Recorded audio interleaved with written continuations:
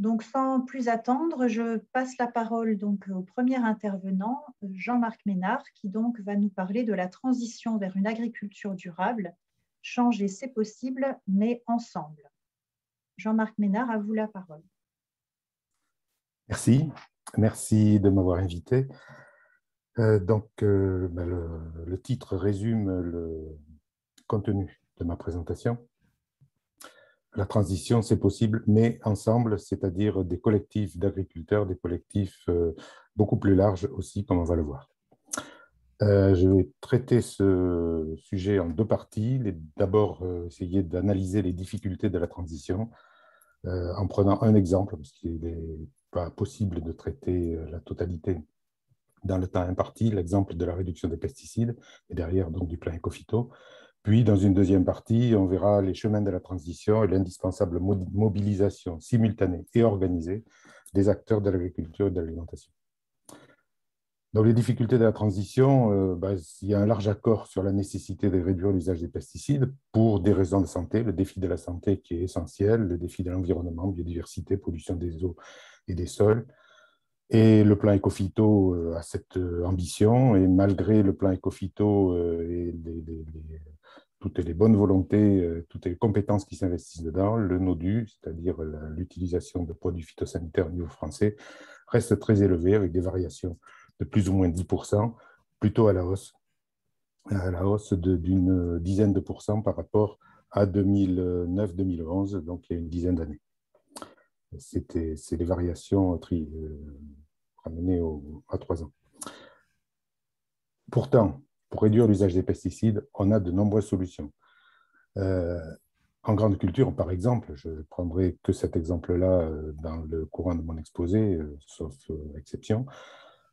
On a des outils d'aide à la décision pour mieux positionner les traitements, le bulletin de santé du végétal développé dans le cadre d'Ecophyto, les variétés résistantes aux maladies, le désherbage mécanique, la lutte biologique, par exemple, contre la pyrale du maïs, des produits de biocontrôle qui se développent, les mélanges de variétés qui permettent de réduire les fongicides, les associations plurispécifiques comme les céréales légumineuses, les itinéraires techniques bas intrants pour le blé, le colza, le tournesol ou l'orge, par exemple, les successions diversifiées qui facilitent en tout cas la maîtrise des adventices et qui contribuent à la santé des sols, les aménagements paysagers pour la lutte biologique par conservation, par multiplication des auxiliaires, par exemple dans des haies, la gestion collective des résistances variétales, et j'aurais pu allonger cette liste.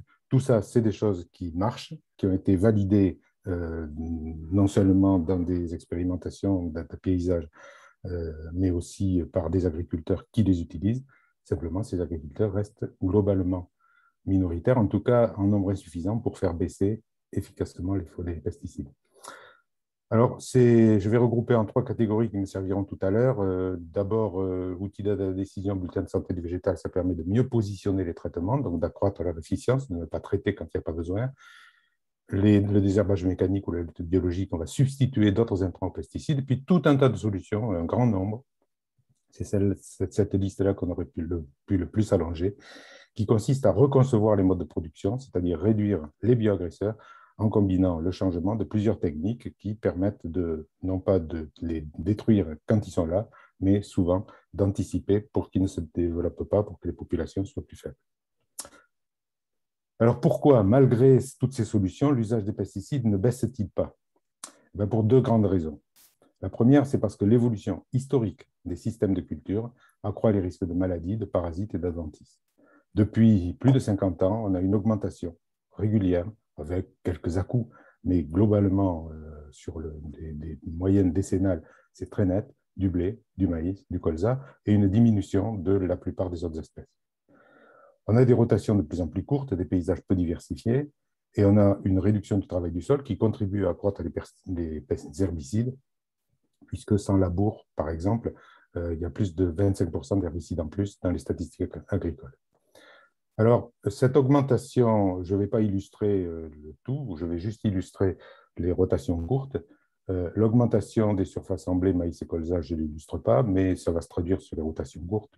En 2009, donc il y a une dizaine d'années, déjà, pour 17% des surfaces en blé tendre, le blé suivait un autre blé. Ça a un peu augmenté depuis.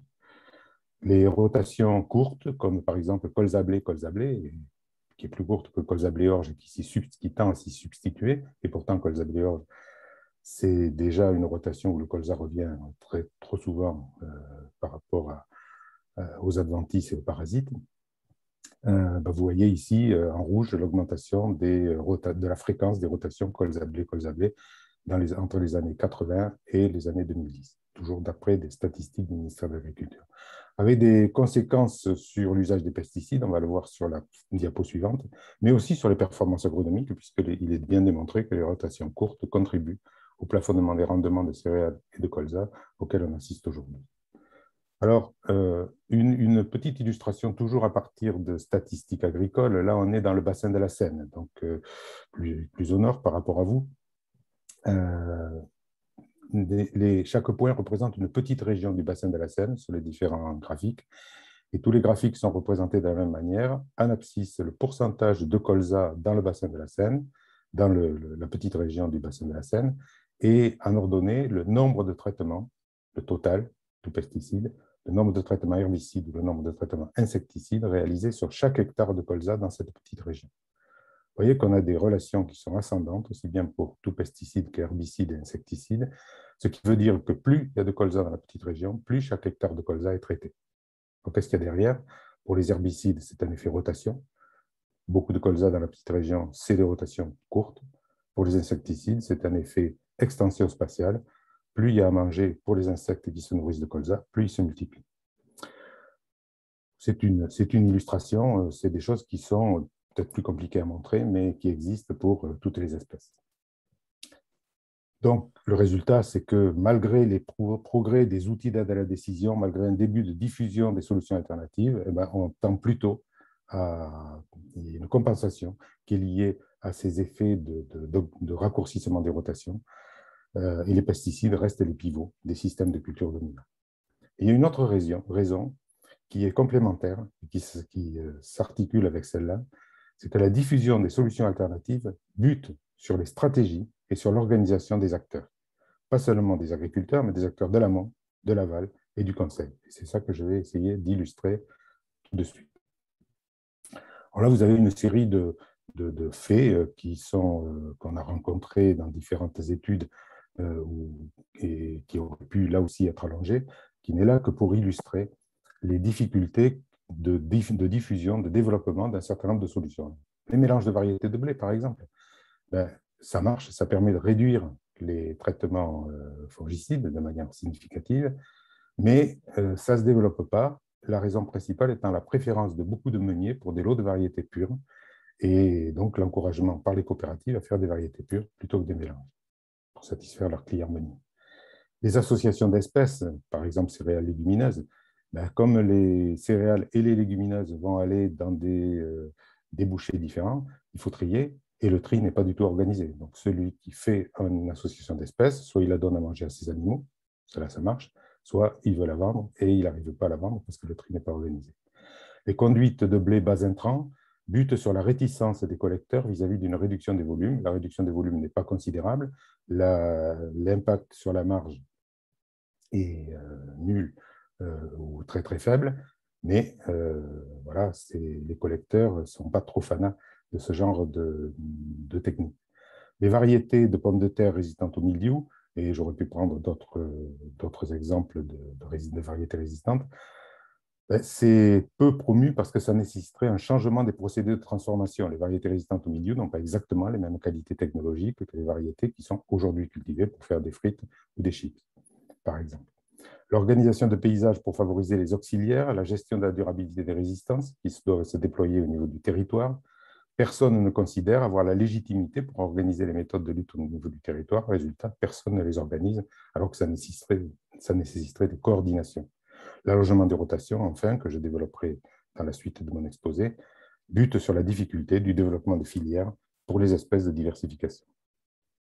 Vous avez ici deux documents qui résument ça. C'est les travaux qu'il y a derrière, qui seront disponibles sur le site de l'INRAE. La diffusion de solutions alternatives bute non seulement sur les stratégies des acteurs de l'aval, comme ça apparaissait dans la diapo précédente, mais aussi sur l'organisation et les stratégies des acteurs du conseil et de la R&D.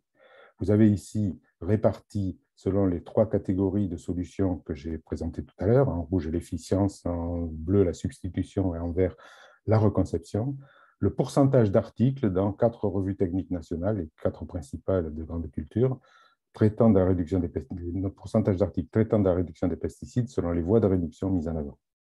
Et même s'il y a une petite évolution entre 2008 et 2018, sous l'effet du plan Ecophyto, et je m'en réjouis, ce qui domine reste les outils d'aide à la décision, qui restent la voie privilégiée pour le Conseil. Et la reconception, eh ben, ça plafonne, il n'y a pas beaucoup, bien qu'il y ait beaucoup de solutions, on en parle beaucoup moins que des autres solutions, que de la substitution ou de l'efficience. Moins d'investissement collectif sur les solutions de reconception. Si on en parle peu dans les revues, c'est aussi parce qu'il y a moins de travail de R&D en amont. En bref, les systèmes de production agricole actuels, qui sont fortement utilisateurs de pesticides, sont de fait totalement cohérents avec l'organisation des filières, amont, je ne l'ai pas montré, j'en dirai un mot tout à l'heure, aval et du développement agricole. En fait, la stratégie de chaque acteur renforce la stratégie des autres et personne n'a vraiment intérêt à court terme à changer, à remettre en cause des tendances lourdes auxquelles il s'est adapté. En fait, derrière ces différents exemples que j'ai présentés, vous avez des mécanismes d'auto-renforcement interconnectés. Qu'est-ce que je veux dire par là?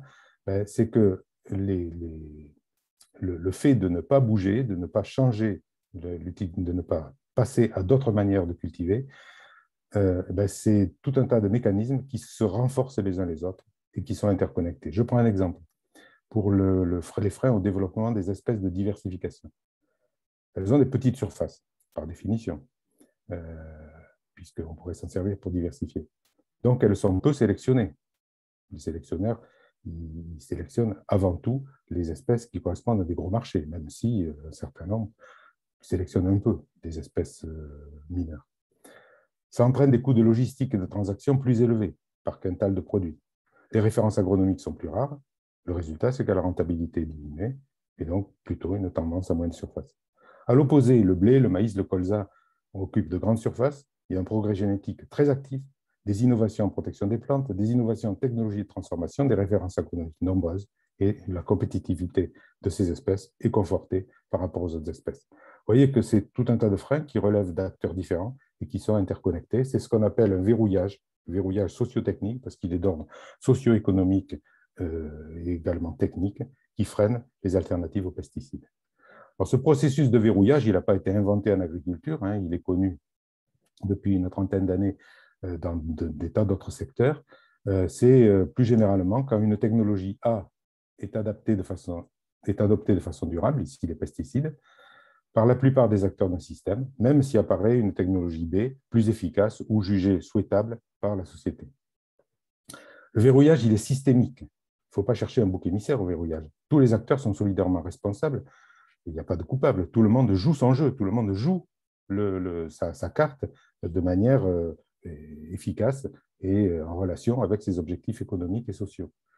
Dans un système socio-technique verrouillé, il y a de l'innovation, mais seules les innovations qui ne remettent pas en cause les stratégies des acteurs, leur réseau, leur organisation, ont des chances de se développer. C'est ce qui se passe pour les pesticides concernant les outils d'aide à la décision qui ont du succès et qui sont relativement efficaces. J'ai dit pourquoi tout à l'heure, ça ne suffisait pas. En fait, il faut voir le verrouillage comme le résultat de l'efficacité d'un système socio-technique face au jeu d'objectifs qui prévalait au moment de son émergence. Les acteurs se sont très bien coordonnés, très efficaces au plan économique, les technologies sont performantes, mais c'est quand on change le jeu d'objectifs que le système a du mal à changer parce qu'il fonctionne bien selon une autre logique, et c'est là qu'on va dire qu'il est verrouillé. Aujourd'hui, la baisse des pesticides, c'est un mot d'ordre depuis une dizaine d'années. Le système actuel, il s'est constitué dans les 50 dernières années. Alors, cette diapo vise à vous montrer que le verrouillage, en fait, il a différentes dimensions. Il a une dimension économique très forte, une dimension sociale, une dimension cognitive, une dimension culturelle, une dimension réglementaire, et que c'est tout ça qui interfère et qui fait que les choses ont du mal à changer. Il est économique, par exemple, avec le coût de la collecte et du tri des espèces associées, et également l'amortissement des installations industrielles, qu'il s'agisse de silos ou d'usines, qui poussent à une spécialisation régionale et au rejet des alternatives techniques qui pourraient entraîner une réduction de la production, même si elles sont rentables au niveau des agriculteurs. Le verrouillage, il est social, avec une gestion individuelle des systèmes de culture, alors que de nombreuses solutions sont collectives, comme la durabilité des résistances variétales ou la lutte biologique, qui nécessitent d'être raisonnées collectivement. Et puis, un élément très important, c'est l'asymétrie des risques pour les conseillers.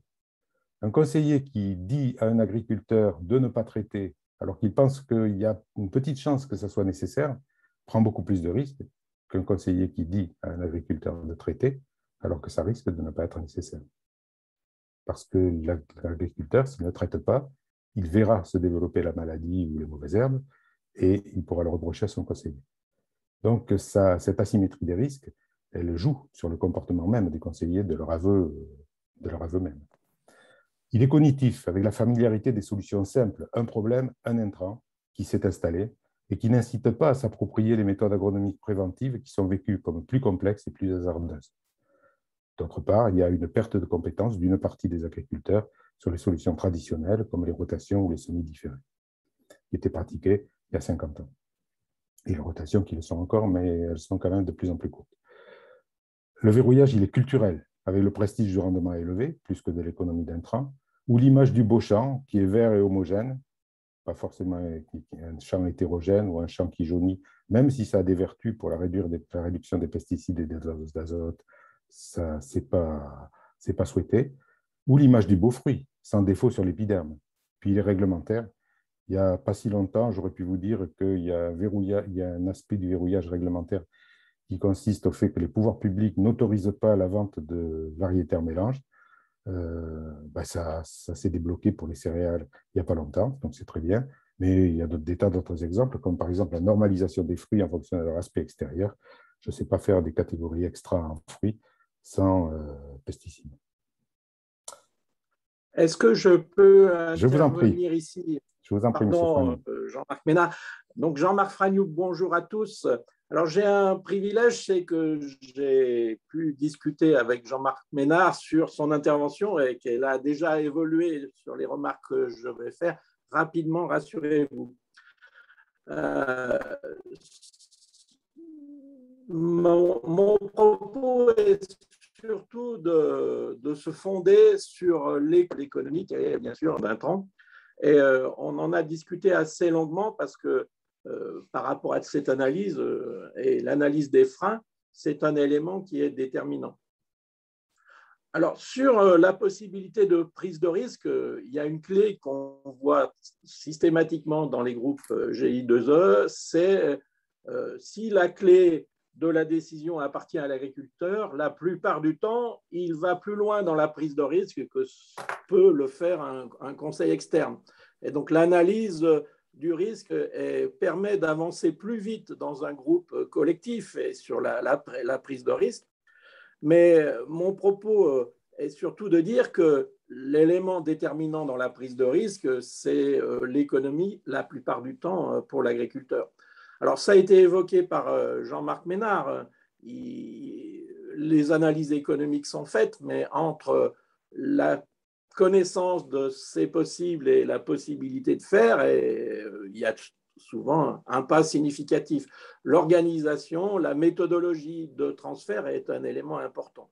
Surtout si, dans le cadre de l'approche systémique, il va falloir faire un changement systémique, donc y compris sur la conception des équilibres, des rotations ou des éléments d'organisation de l'exploitation. Donc la clé, c'est l'agriculteur avec un raisonnement économique, mais dans les freins. Alors on avait évoqué dans la présentation le poids des cahiers des charges. Alors je l'évoque parce que ça ne fait que mettre en avant la nécessité absolue de s'appuyer sur l'aval.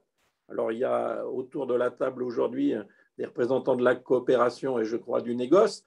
C'est important qu'on ait systématiquement des réflexions dans ce sens-là parce que le négoce et l'aval, ils agissent aussi par rapport à leur marché. L'évolution, on peut considérer qu'elle est trop lente, mais elle existe tout de même.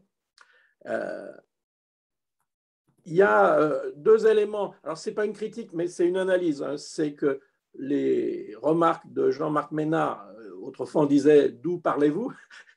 sont fondées sur, par exemple, la culture du colza, donc qui concerne beaucoup plus le nord de la France que la région Auvergne-Rhône-Alpes, même si les éléments tendanciels sont les mêmes. Et puis, dans l'usage des pesticides, et notamment sur les herbicides qu'il évoquait avec l'agriculture de conservation, ça pose aussi la question de l'arbitrage entre le carbone, les émissions de carbone de l'agriculture, et le poids des pollutions, au sens large du terme. Donc, tous ces éléments-là, je pense qu'on en rediscutera tout à l'heure. J'ai quand même un dernier point, c'est que tout ça est aussi fondé sur un besoin d'investissement dans les exploitations, dans l'aval, et que la question économique, elle est aussi en rapport avec la possibilité d'amortissement de ces investissements nouveaux. Alors, je ne suis pas en train de vous dire qu'il faut donner du temps au temps, mais le poids du temps et du délai est un élément majeur de l'agriculteur. Voilà mes premières remarques, j'en aurai d'autres tout à l'heure à la suite du deuxième point. Merci Jean-Marc. Merci. Alors, vous avez dit la clé, c'est l'agriculteur. Je vais essayer dans la suite de montrer que la clé, ce n'est pas seulement l'agriculteur, la clé, c'est tout le monde. Et avec un rôle très important de l'aval et du conseil en particulier. Donc, je vais essayer de repartir de ce système sociotechnique agricole verrouillé. Comment déverrouiller? Je vais prendre l'exemple de la diversification des cultures, qui est un peu plus simple à présenter que celui des pesticides pour ce qui concerne le déverrouillage. Puis, j'enchaînerai sur quelques innovations, la présentation de quelques innovations pour la transition pour une agriculture durable, des innovations dont on parle peut-être moins que des innovations technologiques mieux connues. Alors, le premier point que je voudrais dire, c'est que comme le verrouillage est systémique, le déverrouillage repose nécessairement sur une mobilisation simultanée et organisée de nombreux acteurs. Je le montre pour la diversification des cultures, avec un certain nombre d'acteurs de la sélection, de la production, de la collecte, de la transformation, de la distribution, de la consommation, qui ont chacun des tas de raisons de ne pas changer leurs pratiques, de rester dans la même organisation, c'est-à-dire des innovations qui ne remettent pas en cause leur relation avec les autres. Je prends par exemple la sélection, il y a un faible investissement sur les espèces mineures, je l'ai évoqué tout à l'heure, je ne reprends pas dessus. Au niveau de la production, on manque de références sur les performances et sur les effets précédents des cultures de diversification. C'est que quand on allonge la rotation, on peut appliquer en moyenne moins de pesticides, mais pour cette rotation-là et cette culture de diversification-là, est-ce que c'est vrai? Localement, on ne le sait pas toujours. La collecte, avec une logistique plus complexe s'il y a plus d'espèces collectées, ce qui n'incite pas les collecteurs à diversifier, bien que certains le fassent d'une manière très résolue. La transformation, avec des coûts de transaction plus élevés sur les espèces mineures et des procédés de transformation qui sont calés sur certains produits qui sont fortement disponibles sur le marché. Enfin, au niveau de la distribution et de la consommation, l'intérêt environnemental de la diversification n'est pas identifié. J'ai pas mal d'exemples derrière tout ça, mais je n'ai pas le temps de les développer. Et puis, de manière transversale, vous avez quand il y a une insuffisance de coordination entre les acteurs, ça aboutit à l'échec de la construction de nouvelles filières. Or, les acteurs des filières dominantes, des filières de blé, de maïs, se connaissent beaucoup mieux que les acteurs des filières émergentes, des petites filières qui sont en train d'essayer de se développer. Donc, cette insuffisance de coordination, ça perturbe la circulation de l'information, ça perturbe la circulation des incitations aussi entre métiers de la filière. Alors, le déverrouillage, il ne peut se faire que sur la mobilisation, j'ai dit simultanée et organisée de nombreux acteurs. Il y a trois grands leviers, mais trois grands leviers qui ne sont pas alternatifs, qui doivent être mobilisés de manière coordonnée. Le levier des débouchés, bien sûr, c'est l'économie, c'est priorité à l'économie. Il n'y aura pas de diversification s'il n'y a pas de débouché pour les produits issus de la diversification. Ce débouché, dans les expériences qu'on a analysées pour les travaux que je vous présente ici, on a constaté que ça marchait bien quand il y avait une différenciation des produits qui était fondée sur des qualités reconnues par le marché, ce qui permet d'avoir un supplément de valeur ajoutée qui permet de lancer la filière. S'il n'y a pas de supplément de valeur ajoutée, la filière, elle a beaucoup de mal à se lancer. On en verra un exemple tout à l'heure. Deuxièmement, le levier de l'innovation technique, évidemment essentiel. Variété améliorée, nouveaux systèmes de culture, nouveaux procédés de transformation. Et puis, le levier de la coordination des acteurs. Favoriser l'interconnaissance, l'échange d'informations, le partage de la valeur. Et l'étude dont je vous fais part ici a été commandée par les ministères de l'Agriculture et de l'Écologie. On leur a dit que s'ils voulaient que des cultures de diversification se développent, il fallait qu'ils favorisent la coordination des acteurs, des petites filières, et qu'ils favorisent le développement de l'innovation. Alors, un exemple emblématique, c'est l'exemple du développement actuel du lin oléagineux. Les surfaces en lin oléagineux ne sont pas considérables, mais elles augmentent d'une année à l'autre. Ça repose sur les 3 leviers que je viens d'évoquer. Une allégation santé sur laquelle repose la reconnaissance du produit sur le marché, l'enrichissement en acides gras oméga 3 des produits animaux issus d'une alimentation à base de lin. Ça repose sur des technologies innovantes, en particulier la thermoextrusion pour rendre digestibles les graines de lin aux animaux qui s'en nourrissent, mais aussi de l'innovation en termes de système de culture ou d'itinéraire technique pour le lin oléagineux. Enfin, le lin,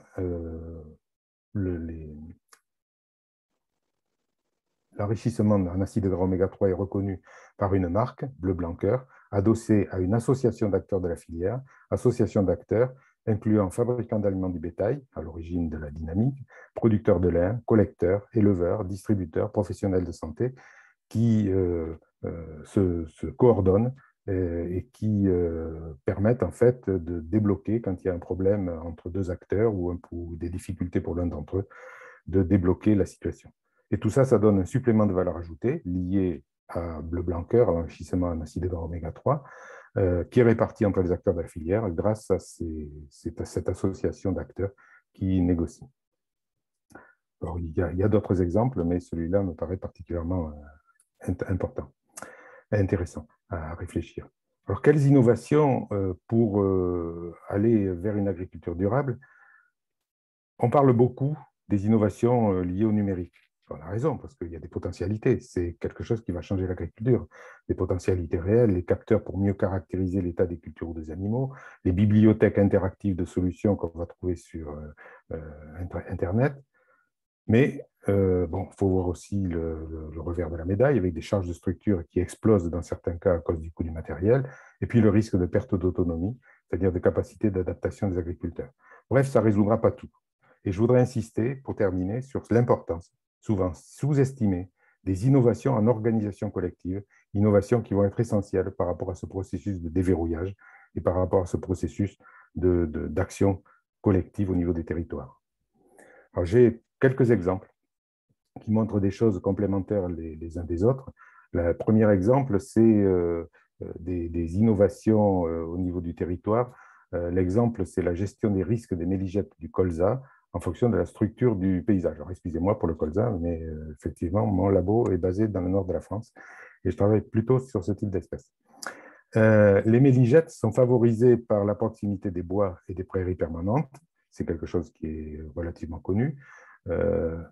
Mais vous n'avez pas que les méligettes dans le paysage, vous avez aussi des parasitoïdes qui sont des petits insectes qui pondent dans les larves de méligettes, qui sont favorisés par la proximité des bois et des prairies permanentes également, et défavorisés par le travail profond.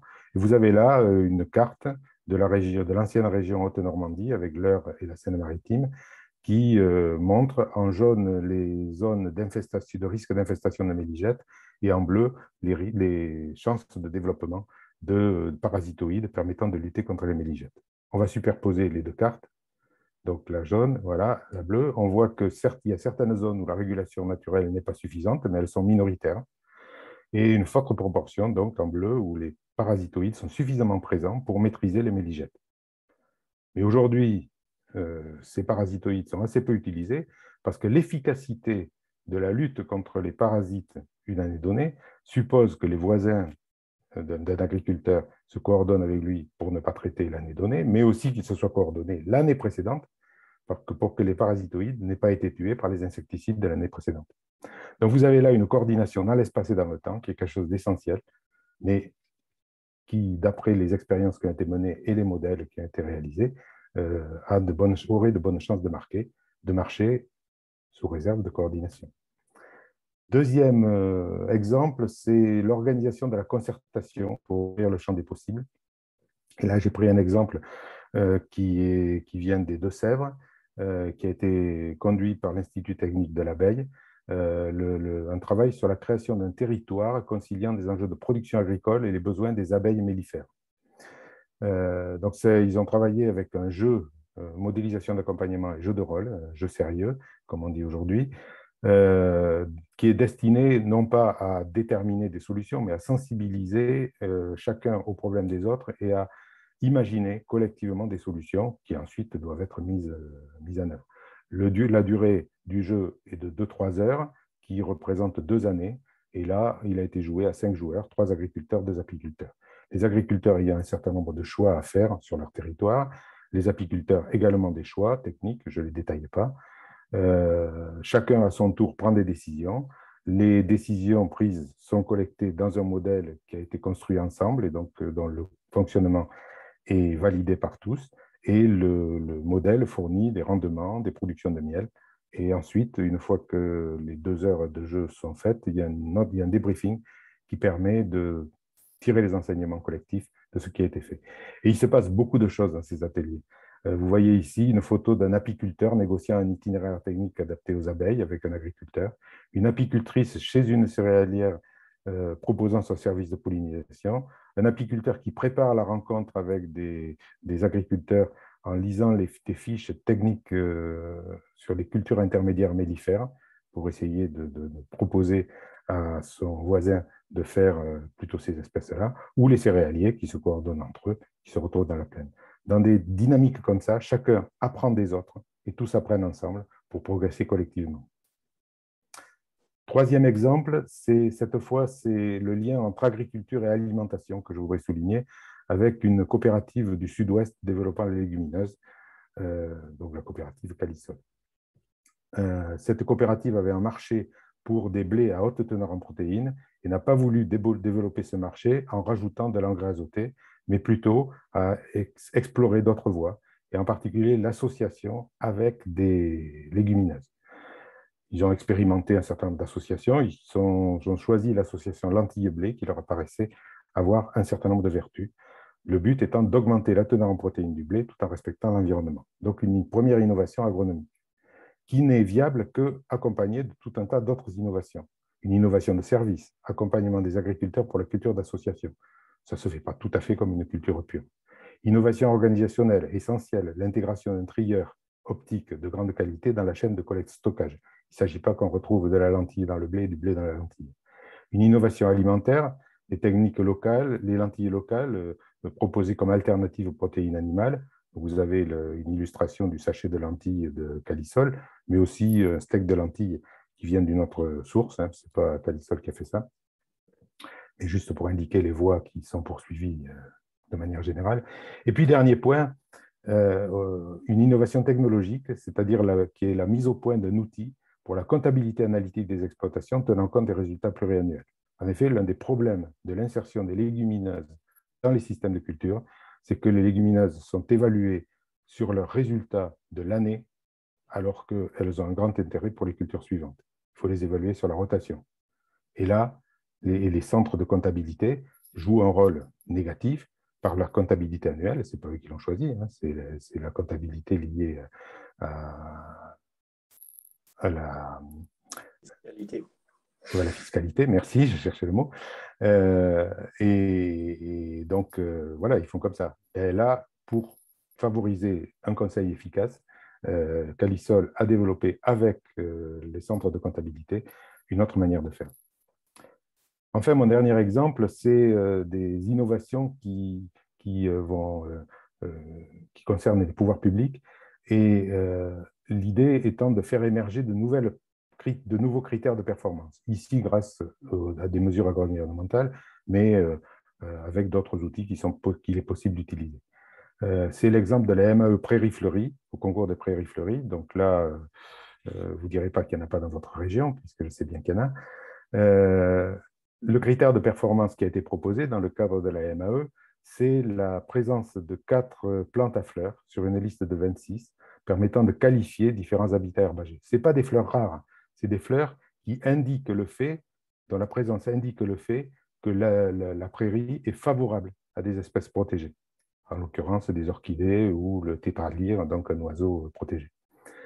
Ce critère de performance, il est facile à relever puisque les plantes à fleurs, elles sont très visibles et elles sont faciles à reconnaître, elles sont courantes, hein, la marguerite ou l'oseille sauvage, par exemple.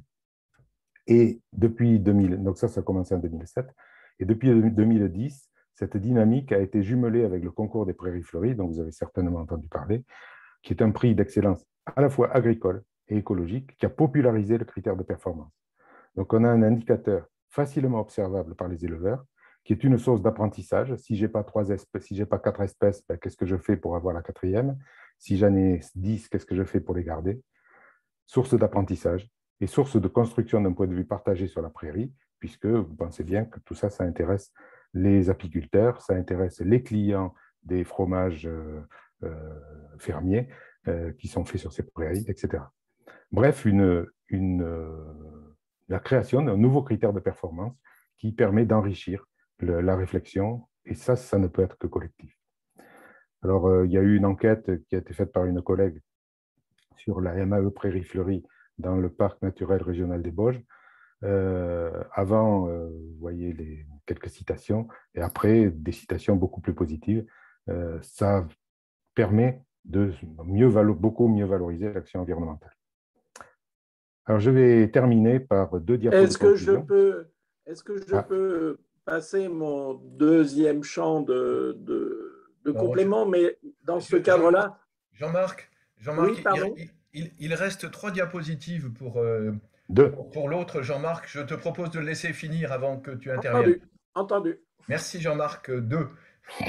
Merci. Monsieur Ménard, vous avez la parole. Donc, je vais… Je ne vois pas le haut de ma diapo, je ne sais plus ce qui est écrit. Donc, l'idée, c'est de modifier en cohérence les pratiques agricoles et alimentaires. Qu'est-ce qui se passe là? Voilà.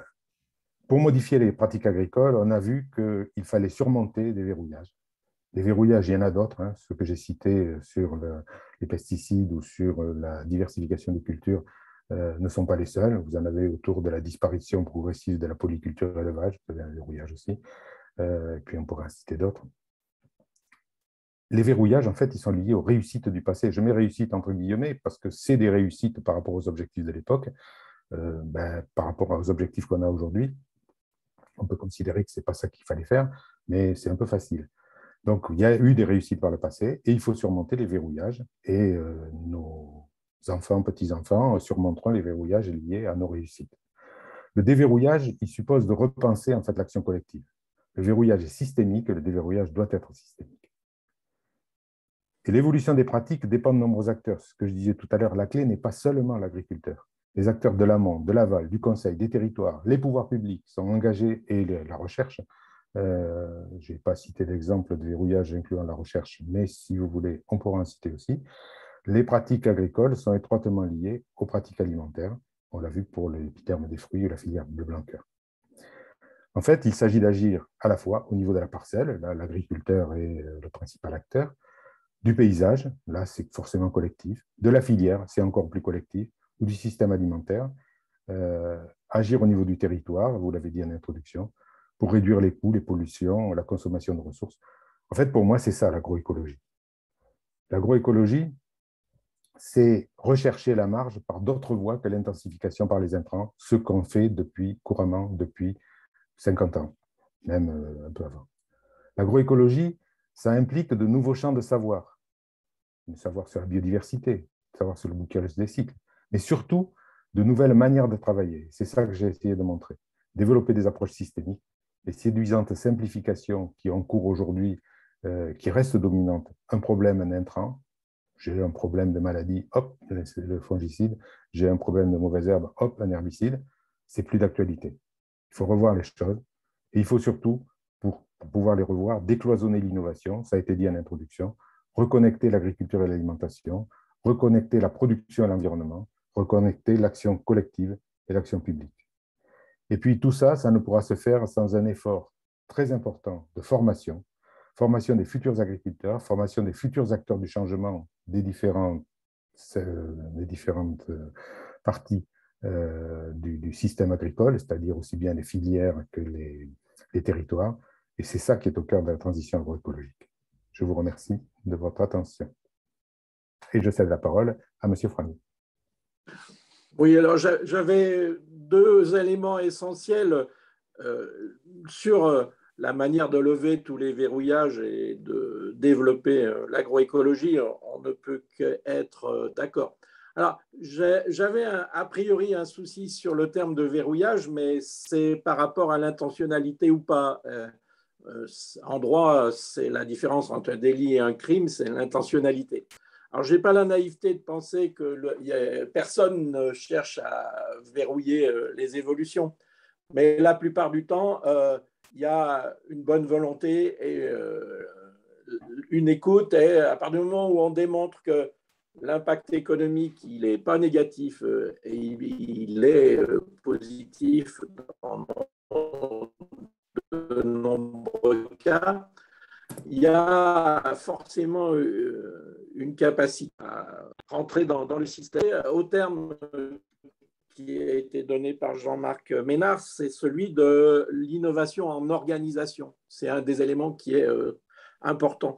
Alors, sans trop parler de nous, à l'ISARA, on a deux domaines de recherche. Il y en a un qui s'appelle agroécologie et système alimentaire durable, et l'autre qui est très près de l'innovation en organisation, parce que c'est bien la manière dont on va développer les acteurs sur le terrain pour faire qu'on pourra avoir un levier et une efficacité suffisante.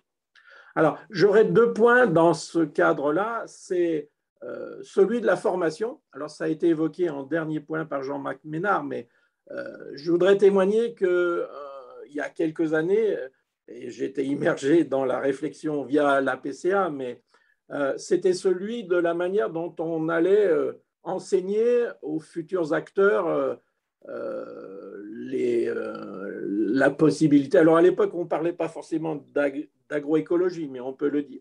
Et on a tenu bon, nous les professionnels, pour en faire une formation absolument universelle. On n'a pas voulu créer, entre guillemets, des ghettos où on formait l'agriculture vertueuse et innovante, et puis d'autres. Ça doit être, quitte à ce qui est débat et analyse, et c'est bien l'universalité qui est importante. La question est posée par rapport à notre organisation dans les GEI 2E ou les groupes éco-phyto. Il faudra en rendre ces techniques universelles pour avoir des leviers suffisants sur les objectifs, y compris de réduction des phytosanitaires. Donc ça, c'est un élément qui est important. Et puis, je voudrais témoigner, là, c'est aussi encore le vice-président de l'ISARA qui parle, c'est que dans les futurs acteurs, on forme nombre d'ingénieurs qui auraient eu aspiration à être acteurs sur le terrain, et je considère, sans éliminer qui que ce soit et sans critiquer qui que ce soit a priori, qu'on n'a pas forcément complètement structuré en accueil dans nos systèmes d'organisation de l'agriculture un suivi ou un encadrement de ces gens-là qui souvent voudraient être acteurs.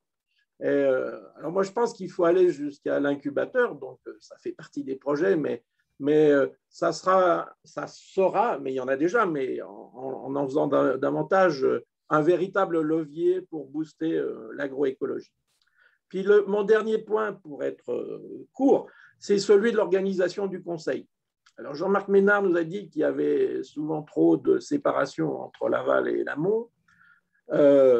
Sans doute, mais c'est de temps en temps et souvent les mêmes. Et puis, j'évoquerai la séparation du conseil et de la vente. À mon avis, il y a une certaine forme d'angélisme de penser que c'est une solution qui permettra de résoudre beaucoup d'éléments. Alors, il y a toujours des avantages et des inconvénients, mais la manière dont on va organiser le conseil et dont on va le financer, parce que moi, je considère que l'État, sur la durée, c'est plutôt désengagé, essaye de revenir. le réseau des chambres est certainement désengagé et revient, notamment par notre propos d'aujourd'hui. Mais il faudra aller plus loin et ça pose la question du coût du conseil, la manière dont il est financé, et le conseil est aussi un véritable investissement. Merci de votre attention. Merci, Monsieur Fragnoux. Monsieur Ménard, un écho, et puis après je laisserai Annick piloter la suite des échanges. Oui, merci. Ménard, est-ce que vous pouvez arrêter le partage de votre écran pour qu'on puisse voir les personnes qui parlent? Voilà. Merci. Parfait. Merci. Juste 2 points. Je ne vais pas relever tous les points de M. Fragnoux. Ça nous amènerait trop loin. Je voudrais parler de l'intentionnalité. Il n'y a pas d'intentionnalité dans le verrouillage, c'est clair. Il n'y a pas un acteur qui verrouille. Il n'y a pas plusieurs acteurs qui se sont mis d'accord pour verrouiller. C'est le fonctionnement de chacun en fonction du cadre dans lequel il est, de l'environnement dans lequel il est, de son partenariat, de ses intérêts économiques ou sociaux à court terme en particulier, qui aboutit à ce verrouillage. C'est ça que j'ai essayé de montrer. Par contre, il ne peut y avoir, il y a forcément intentionnalité pour le déverrouillage. S'il n'y a pas intentionnalité, et c'est une intentionnalité collective, volontariste, qui est indispensable. Et donc ça, c'est vraiment ceux qui disent que l'agriculture doit changer, doivent en cohérence s'intéresser à ce qui se passe dans l'ensemble des partenaires de l'agriculteur. Et les politiques agricoles qui essaient de faire changer les choses au niveau des agriculteurs en sanctionnant ou en subventionnant les agriculteurs seuls, ça ne marchera pas. Ça marchera un peu, peut-être, ponctuellement, mais ce n'est pas ça. Et le plan Ecophyto a oublié tous les acteurs de l'aval, par exemple, à part les coopératives. Mais il y en a beaucoup d'autres. Bref, il y a quand même beaucoup de choses à faire à ce niveau-là. Le deuxième point, c'est l'économie et l'analyse du risque. Oui, il y a des risques à changer, ça c'est clair. Il y a des risques à court terme à changer. Il y a des risques à long terme à ne pas changer. Je pense qu'il ne faut pas les oublier, cela. Et quand on parle de diversification des cultures, par exemple, on peut dire ah ben oui, la diversification, c'est pas rentable parce que les cultures de diversification, elles sont payées moins cher que les cultures principales. Quand on voit les sommets auxquels sont arrivés le blé et le colza cette année, on se dit oh ben, j'ai eu tort de faire du lin ou du pois. À court terme, oui. Mais la question, justement, c'est que la France, et pas seulement la France, a choisi de faire des économies d'échelle en se spécialisant sur le blé, le maïs, le colza. Et si on veut avoir des systèmes diversifiés qui sont le pilier de l'agroécologie, il faut passer à des économies de gamme. Et c'est tout à fait possible d'avoir des filières qui rendent rentable le lin oléagineux, le pois protéagineux, le chanvre, etc. Simplement, il faut leur laisser le temps de s'installer. Et donc, ça suppose qu'il y ait des acteurs qui se mobilisent pour quelque chose qui n'est pas rentable à court terme, mais qui pourra l'être plus tard, pour que ça le soit plus tard. Et puis, ça suppose aussi que les pouvoirs publics s'engagent derrière ces dynamiques-là pour aider les acteurs qui s'engagent. Merci pour ces éléments, des premiers éléments d'échange. Je vais essayer de poser quelques-unes des questions qui sont dans le chat. On va essayer de les passer toutes, mais on a pris un peu de retard, donc je crains qu'on n'ait pas le temps de toutes les aborder. Donc, dans la continuité de ce qui vient d'être dit, il y a 2 interventions ou questions, celle de Flora Augeron de la Chambre départementale d'agriculture de l'Ain et celle de Pauline Herbemont, qui est directrice de l'exploitation du lycée agricole d'Aurillac. Donc, Pauline nous dit, y a-t-il un plan national nouvelle filière en dehors des protéagineux, puisqu'on sait qu'il y a un plan protéines dans le plan de relance, et qui nous demande si la comptabilité intégrait aussi les coûts sur l'environnement et la santé humaine. Est-ce que ça ne serait pas aussi une aide pour déverrouiller ces systèmes? Et puis, je vais grouper avec donc la question ou la remarque de Flora Augeron. Suite donc à l'introduction de cette présentation, j'ai l'impression que la société est demandeuse de cette évolution vers l'agroécologie, que les agriculteurs sont prêts et volontaires pour prendre ce virage de l'agroécologie, mais que ce sont les collecteurs qui freinent. Donc, est-ce qu'il y a des actions, des groupes de discussion ou toute autre forme destinés aux collecteurs. Donc, ça rejoint un petit peu la première question de Pauline Herbin. Alors, je vais répondre à la dernière question d'abord. La société est demandeuse, oui, je crois. Les agriculteurs sont demandeurs, oui, une partie d'entre eux. Ce sont les collecteurs qui freinent, non. C'est tout le monde qui freine. C'est pas, je pense que les collecteurs ont de très bonnes raisons de faire ce qu'ils font en relation avec des freins qui peuvent se trouver en aval. Et puis, les industriels d'aval, ils ont de très bonnes raisons de faire ce qu'ils font en se justifiant avec la demande des consommateurs. Et donc, on peut toujours rejeter la responsabilité sur ceux qui imposent un certain nombre de choses, mais ils ont de bonnes raisons d'imposer. C'est pour ça que je dis, c'est important de se mettre d'accord sur des objectifs et de dire, on n'y arrivera pas si on ne se met pas tous autour de la table pour faire des actions communes. Et les actions communes, on les bâtit d'autant plus qu'on se comprend, qu'on comprend les problèmes qu'ont les autres, et des outils comme les jeux sérieux du type de celui que j'ai présenté sur l'abeille peuvent être des moyens de débuter une réunion de construction ou un travail de construction de nouvelles filières ou un travail de construction de nouvelles solutions collectives.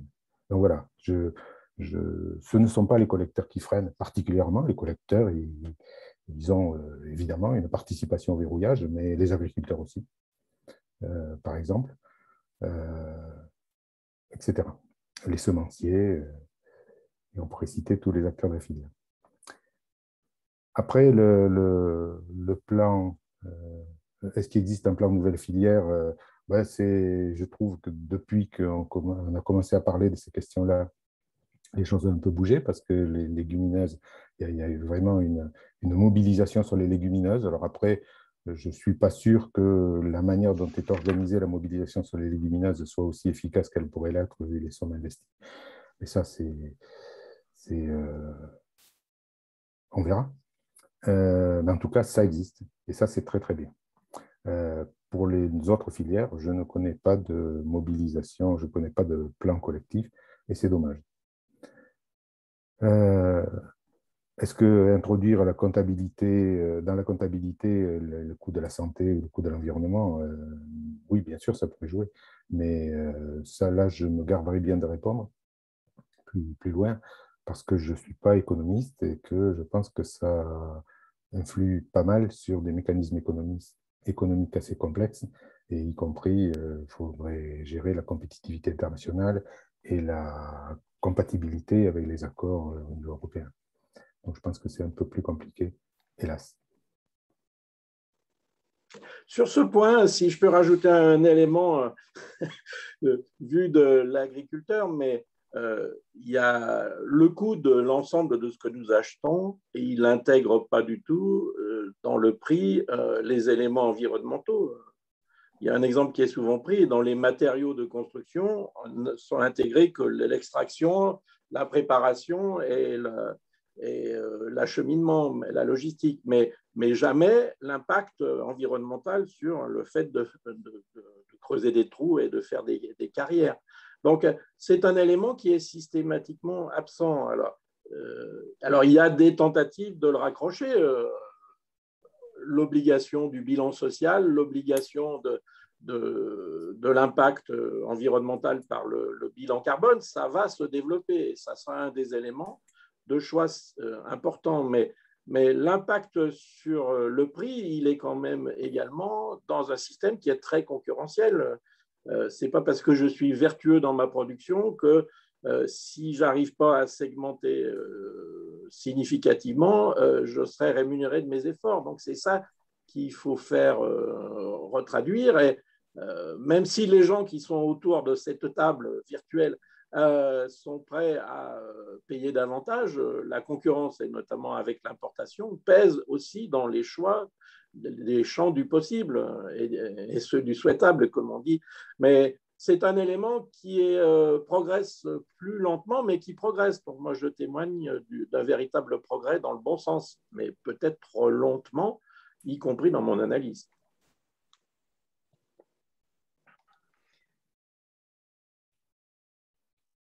Oui. Quelqu'un vous voulez réagir, Monsieur Ménard, ou je pose d'autres questions, non? Allez-y, continuez. J'ai compris qu'on n'avait pas beaucoup de temps. Ouais. Il y a une question, une remarque de Laura Didier de Valence Roman Aglo qui demande comment expliquez-vous que l'argumentaire santé humaine, que ce soit celle du producteur, du citoyen ou du consommateur, n'ait pas plus d'impact sur la dynamique qui impulse le changement de pratique.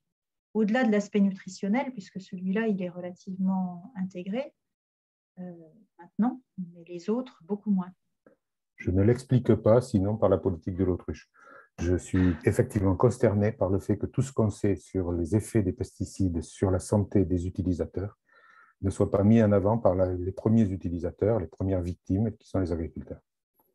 Et donc là ça renvoie au discours d'agriculteurs qui veulent pas, qui croient qu'ils ne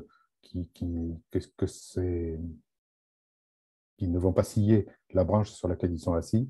Mais le résultat, c'est quand même qu'ils ne parlent pas de quelque chose qui devrait être essentiel. Moi, j'attends des responsables agricoles, de responsables réellement responsables, qui mettent en avant toutes les études de l'INSERM à partir de bibliographies internationales qui montrent sans aucune hésitation que les pesticides nuisent gravement à la santé des agriculteurs. Mais je l'attends toujours. L'étude qui a commencé à le démontrer, c'est 2013. Et il y en a une nouvelle qui est sortie récemment, là, 2021. Celle de 2013 a fait flop complètement dans la presse agricole, des petits entrefilés de rien du tout. Et celle de 2021, j'attends de voir si on va en parler. Mais je répète, je suis consterné. Ça devrait être un élément majeur du débat. Effectivement. Il y a une remarque de Marie-Jo Dumas, je ne sais pas de quelle structure est cette personne, qui dit qu'il faudrait donner envie aux nouvelles générations d'agriculteurs, travailler sur leur motivation, au moins autant que sur leur technique, et les valoriser sur un nouveau paradigme. Leurs aînés, donc ça fait référence au volet social, je pense, culturel du verrouillage. Leurs aînés se valorisaient par leur rendement et la propreté de leurs champs. Les agriculteurs de demain le seront sur leur connaissance des ressources et la gestion des risques. Et elle ajoute que l'histoire de la bio est une base exemplaire dans ce sens. Donc c'est plus une remarque qu'une question. Je suis tout à fait d'accord. Je pense qu'il y a un travail sur les valeurs à faire, qui est de la responsabilité, entre autres, des enseignants qui forment les futurs agriculteurs et les futurs cadres de développement agricole, mais pas seulement. Je pense que je parlais tout à l'heure des responsables professionnels agricoles, je pense qu'il y a un vrai travail sur les valeurs et qu'il n'est pas encore suffisant. Même s'il est amorcé, moi j'ai bien apprécié les orientations du plan Enseigner à produire autrement qui a été mis en place par le ministère de l'Agriculture il y a quelques années, mais je pense que ça ne suffit pas. Et ça c'est du long terme. Mais de toute façon, la baisse des pesticides, on s'en est aperçu aujourd'hui, ça sera du long terme. Sauf si on les interdit totalement en France. Mais ça m'étonnerait que ça aille comme ça.